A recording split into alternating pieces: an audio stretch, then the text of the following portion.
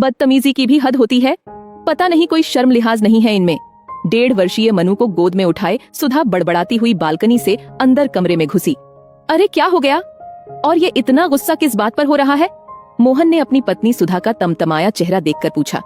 वो सामने वाली सोसाइटी में कोने का दूसरी मंजिल का फ्लैट है ना, उसकी बालकनी में से एक बूढ़ा खूसट कई दिनों से मुझे घूर रहा है। सुधा ने मुंह बनाकर कहा और गोद से नन्ही सी मनु को बेड पर लिटा दिया।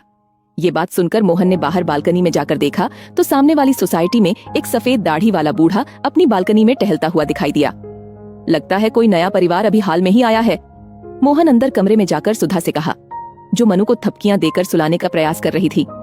हाँ, यही कोई 15-20 दिन ही हुए हैं आए को, पर मुझे बालकनी में सिवाय उस बूढ़े के कोई और कभी नहीं दिखाई दिया।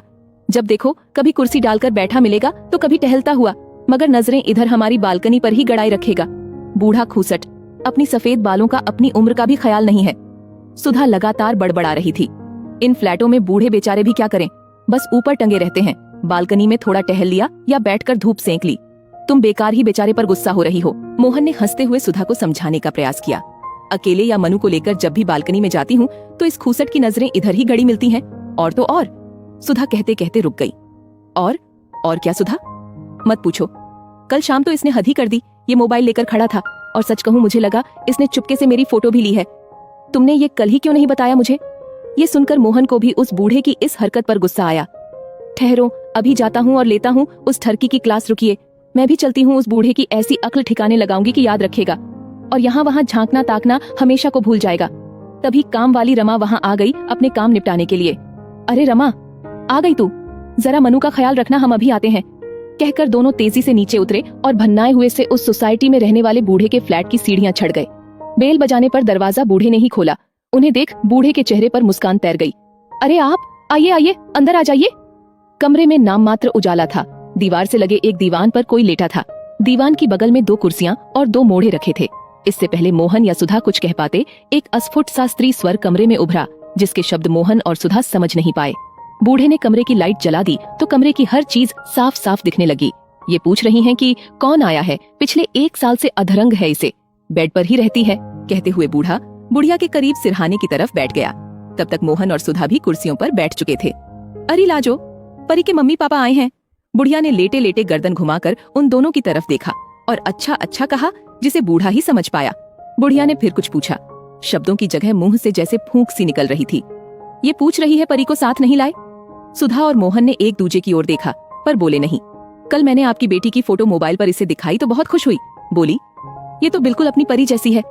बूढ़े ने भीगी हुई पलकों को साफ करते हुए कहा और फिर बूढ़े ने बगल वाली दीवार की ओर इशारा करते हुए कहा, ये है हमारी परी। दीवार पर एक जोड़ा 2-2.5 साल की बच्ची को उठाए मुस्कुरा रहा था। ये आपके बहू बेटा और पोती। सुधा के मुंह से बमुश्किल ये शब्द निकले। हाँ, बिल्कुल ठीक पहचाना बिटिया तुमने, बूढ़े ने चहक कर कहा। है ना हमारी परी, आपकी बिटिया की तरह? बूढ़े का चेहरा खिला हुआ था। मगर क्या ये अब आपके साथ नहीं रहते?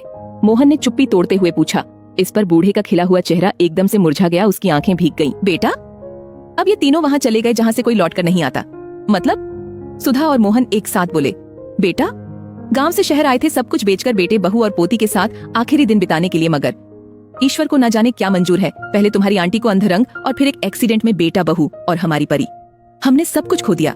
जिंदगी बोझ लगती है मगर जीना तो पड़ता है ना। ये मेरी पत्नी है, मेरी जीवन संगिनी, इसे अकेले कैसे छोड़ दूं?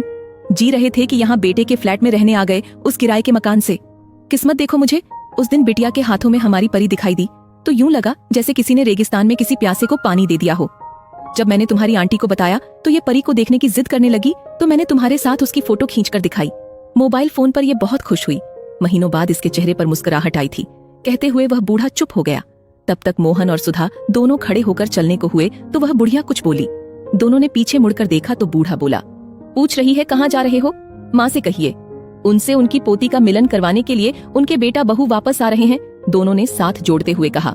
मोहन और सुधा ने देखा उस बूढ़े की आंखें भीगी हुई थीं और दोनों हाथ आशीर्वाद देते हुए उठे हुए थे।